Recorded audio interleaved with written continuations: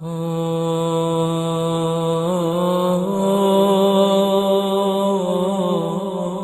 اللہ الحمدللہ والصلاة والسلام علی رسول اللہ اشہد ان لا الہ الا اللہ وحدہ لا شریک لہ واشہد ان محمدا عبدہ ورسولہ۔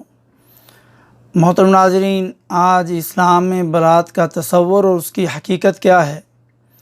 اسلامی نقطہ نگاہ سے اگر دیکھا جائے تو شادی ایک عبادت کا درجہ رکھتی ہے اور اس سے مرد و عورت کا آدھا ایمان مکمل ہوتا ہے، مگر یہ خوبصورت بندھن رسم و رواج اور بے جا فضول خرچیوں کی وجہ سے الجھ کر رہ گیا ہے۔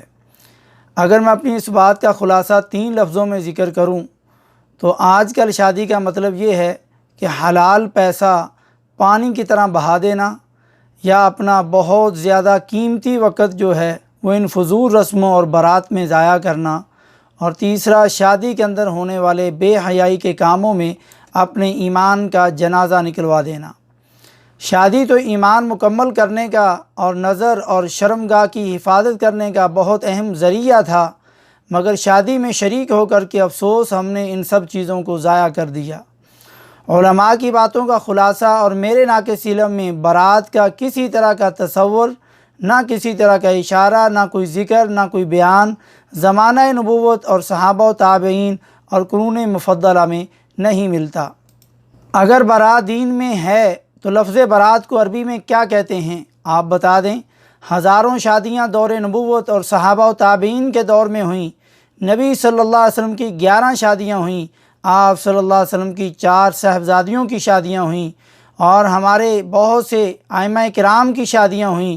کوئی ان میں سے برات لے کر گیا ہو یا ان کے ہاں برات آئی ہو، دکھا دیں۔ احادیث، تفسیر، فقہ کی کتابوں میں برات کے نام سے کوئی ایسا باب اور برات کے کوئی مسائل دکھا دیں۔ برات خالص عجمی لفظ ہے اور اس کا پورا تصور عجمی ہے، عربی نہیں، اور اس کا نقشہ تو خالصتاً ہندوانہ ہے جو ہمارے ذہنوں میں رس بس چکا ہے، جو غیر مسلموں سے اختلاط کا نتیجہ ہے۔ تو معلوم ہوا برات کا تو نام و نشان تک نہیں۔ اسلام میں بالکل سادہ سا نکاح اور بہت ہی سادگی سے رخصتی کر کے لڑکی کو اپنے گھر لے آؤ، اور اسلام نے ولیمے کے مسائل بیان کیے ہیں، اور وہ بھی اپنی وسعت اور بہت سادگی سے فضول خرچی سے بچ کر کے ادا کریں۔ اس اعتبار سے دیکھا جائے تو ہماری شادیاں عذاب سے کم نہیں، جو سراسر اسلامی تعلیمات کے خلاف اور فضول خرچیوں پہ مبنی ہیں۔ کہا جاتا ہے برات منع تو نہیں ہے نا، تو جب منع نہیں تو یہ ہمارے معاشرے کا عرف ہے، تو پھر اس میں حرج کیا ہے؟ یاد رکھیں، اسلام نے ہمیں اپنی عادات اور عرف پر چلنے کی اجازت تب تک دی ہے جب تک وہ خرافات اور فضول خرچیوں اور دین کے منع کردہ کاموں پر مبنی نہ ہوں۔ لیکن کیا آج کل کی شادیوں میں سب کچھ نہیں ہو رہا؟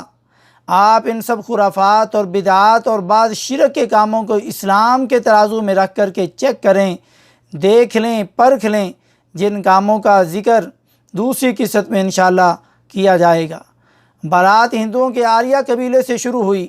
وہ ڈاکہ ڈال کر لڑکی کو اٹھا کر لاتے تھے اور ہتھیاروں کے ساتھ جاتے تھے، کیونکہ ڈاکے میں بندوقوں کی آوازیں ہوتی تھیں، مگر اب ڈھول ڈمکے، شرلیاں، پٹاخے اور آتش بازی، ناچ گانوں کی آوازیں، اور فوج نے اس کے مقابلے میں بینڈ باجے کو لا کر کے برات کا ایک حصہ بنا دیا، اور طبلے، سرنگیاں، بھنڈ، گویے، کنجر اور خسروں کو لانا اور ان کو نچوانا اور بے حیائی پھیلانا یہ برات کا بنیادی مقصد بن چکا ہے۔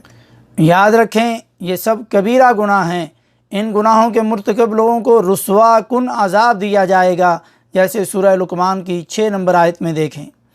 لہٰذا دف بجانا مستحب عمل ہے، مگر یاد رہے دف ایسا آلہ صوت ہے جس پر چوٹ لگنے سے سر پیدا نہ ہو، اور یہ صرف ایک طرف سے بجائی جاتی ہے، جس سے سادہ سی آواز پیدا ہوتی ہے، اور اس میں گھنگرو کی جھنکار نہیں ہونی چاہیے، اور اس میں باقی آلات و موسیقی استعمال نہ کیے جائیں۔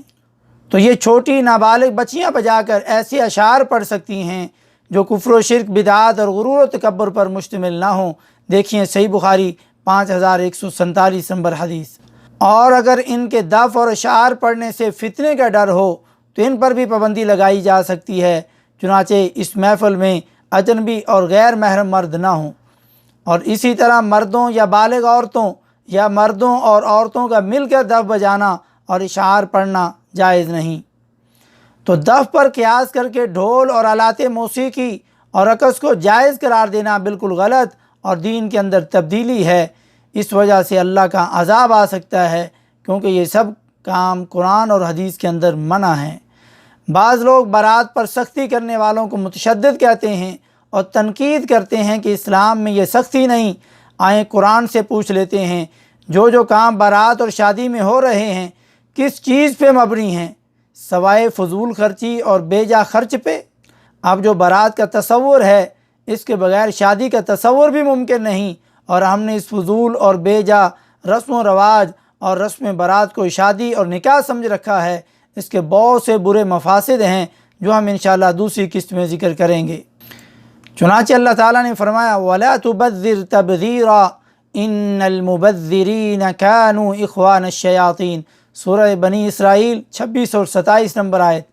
اسراف اور فضول خرچی نہ کرو، بے شک فضول خرچی کرنے والے شیطان کے بھائی ہیں۔ فضول خرچی تبذیر سے کیا مراد ہے؟ تبذیر کا اصل بذرٌ سے ہے، یعنی بیج بکھیرنا۔ جس طرح کھیت اور زمین میں بیج بکھیرتے ہوئے یہ نہیں دیکھا جاتا کہ یہ بیج صحیح جگہ بکھیرا جا رہا ہے یا ادھر ادھر پھینکا جا رہا ہے، بلکہ کسان بیج بکھیرتے اور پھینکے چلا جاتا ہے۔ تو تبذیر یعنی فضول خرچی بھی یہی ہے کہ انسان اپنا مال کسان کے بیج کی طرح اڑاتا پھرے اور خرچ کرنے میں شرعی حدود سے تجاوز کرے۔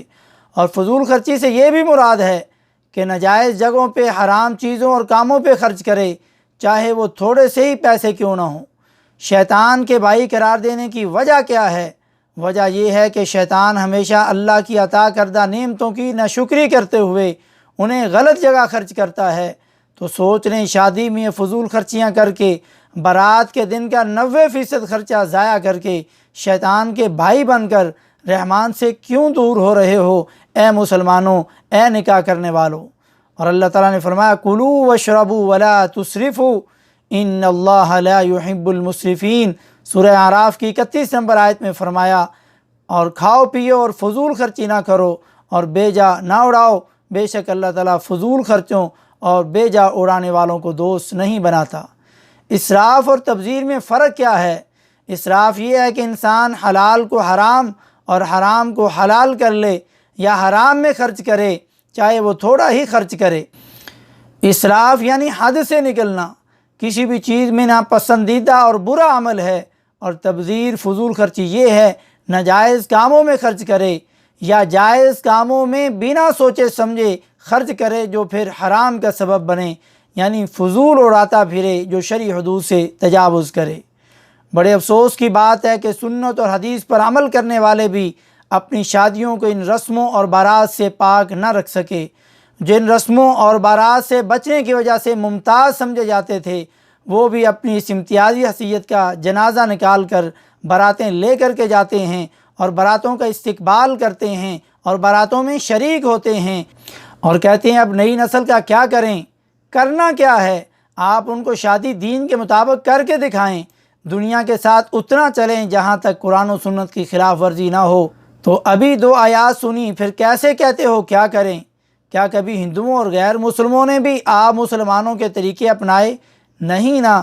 تو مسلمان کیوں ان کے طریقے اپنانے کے لیے دن رات محنتیں اور کوششیں کر کے اپنی اتنی محنت کی کمائی ہوئی دولت کو وہ فضول خرچی کی بھینٹ چڑھا دیتے ہیں؟ تو بزرگوں اور نئی نسل کو چاہیے اس بارات کو چھوڑ کر اور باقی رسم و رواج کو چھوڑ کر کے اپنے اسلاف اور قرآن و سنت کو اپنائے اور اپنے حلال سے کمائے ہوئے پیسوں کو حرام نہ کریں۔ لوگوں کی واہ واہ اور بلے بلے اور ناک اونچا رکھنے کی خاطر سالوں کی کمائی ہوئی دولت کو ایک دن میں اڑا کر شیطان کے بھائی نہ بنیں اور یہ پیسے اپنے بیٹے یا بیٹی کو شادی کے بعد چھپ کر کے چپکے سے تحفہ دے دیں تاکہ وہ اپنے پاؤں پر کھڑے ہو سکیں۔ کم از کم جتنا خرچ ایک دن بارات میں ہوتا ہے اگر اس کو بچا لیا جائے تو 2 سال میں کہتا ہوں آرام سے بیٹھ کر بغیر کمائے وہ کھا سکتے ہیں۔ تو ان کو کیوں نہیں دیتے ہو؟ کیا تمہارا یہی پیار ہے؟